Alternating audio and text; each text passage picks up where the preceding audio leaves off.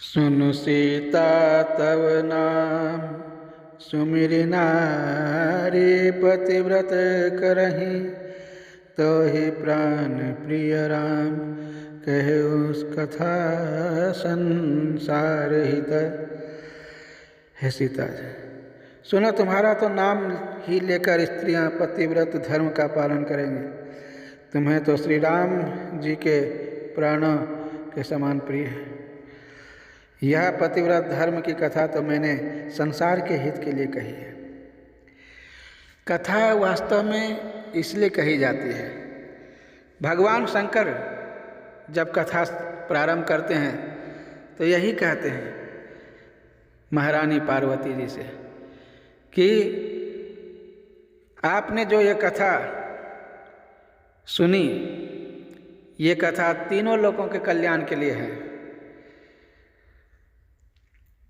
कथा केवल अपने कल्याण के लिए नहीं, जन कल्याण के लिए होती है।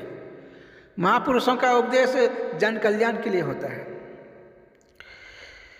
जानकी जी ने सुनकर परम सुख पाया और आदर पूर्वक उनके चरणों में सिर नवाया। तब कृपा की खान श्री राम जी ने मुनि से कहा, आज्ञा हो तो अब दूसरे वन में जाऊं।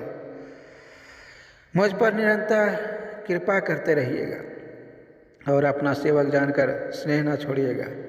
धर्म धुरंधर प्रभु श्री राम जी के वचन सुनकर ज्ञानी मुनि प्रेम पूर्वक बोले, जासु कृपाज शिव सनकादि चहत सकल पर मारथ बादी। ते तुम राम अकाम पियारे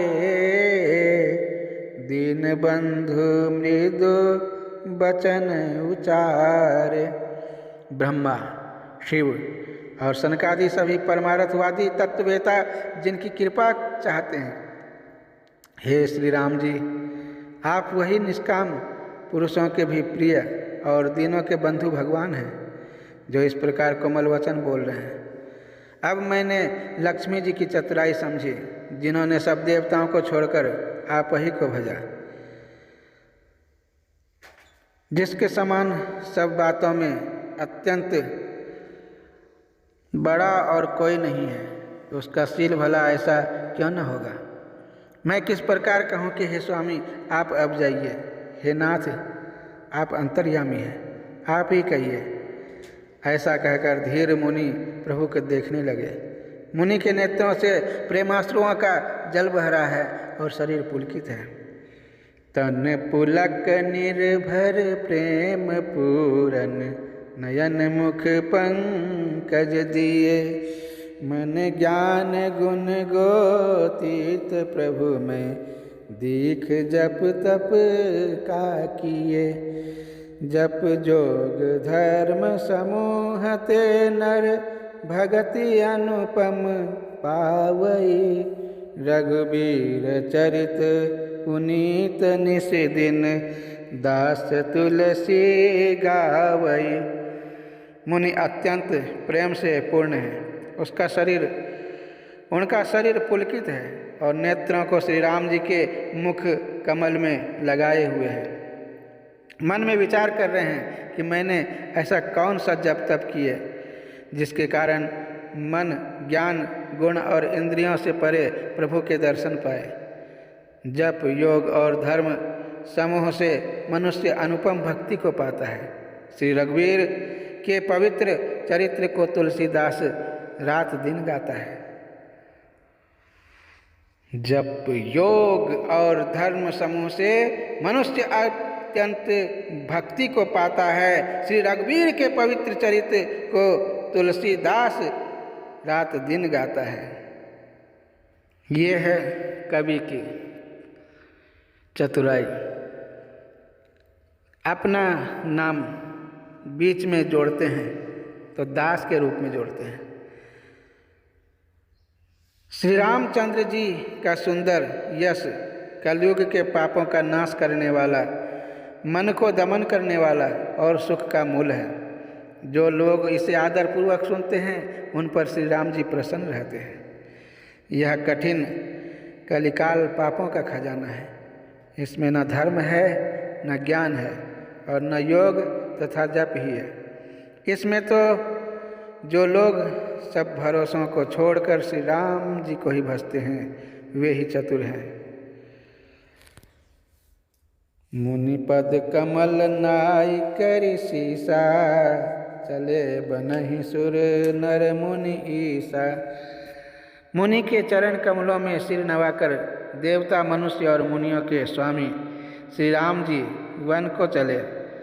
आगे श्री राम जी हैं और उनके पीछे छोटे भाई लक्ष्मण जी हैं।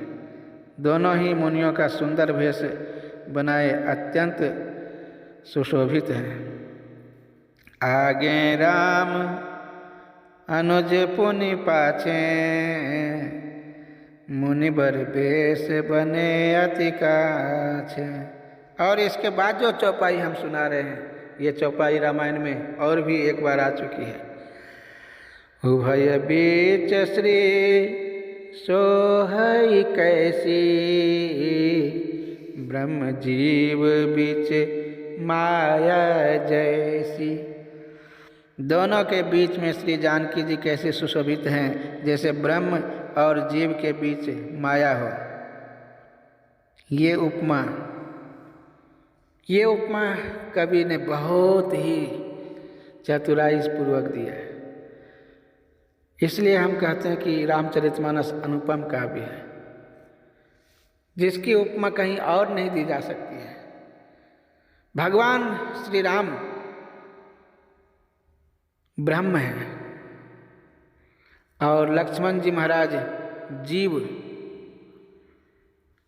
जीवों के आचार्य हैं। जीवों के आचार्य जब जीव को ब्रह्म से जोड़ने की भरसक प्रयास करते हैं, कोशिश करते हैं, तब बीच में माया। और इसका विश्लेषण आगे की चौपाइयों में होगा। माया का विश्लेषण माया के रूप में जानकी जी हैं, भक्ति के रूप में जानकी जी हैं।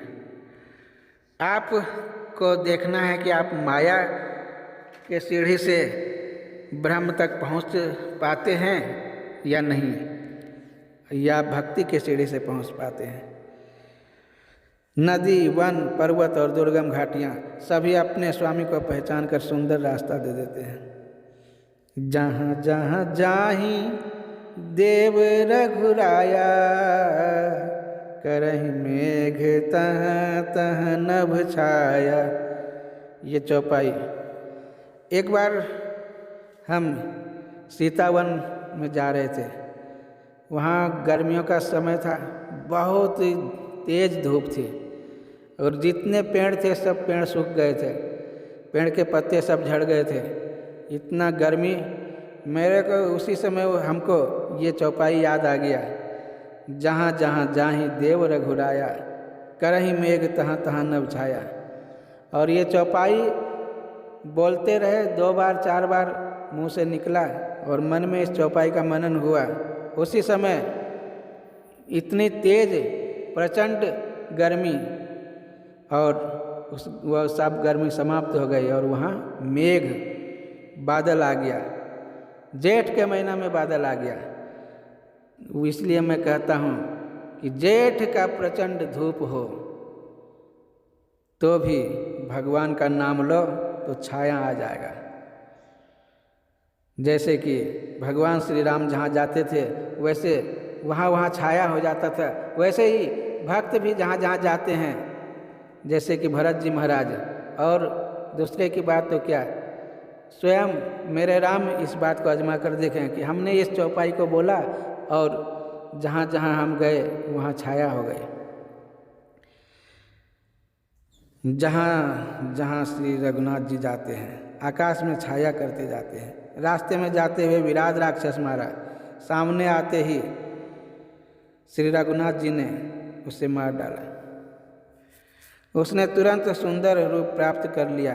दुखी देखकर प्रभु ने उसे अपने परम धाम को भेज दिया। फिर वे सुंदर छोटे भाई लक्ष्मण जी और सीता जी के साथ वहाँ आए जहाँ मुनि शरभंग।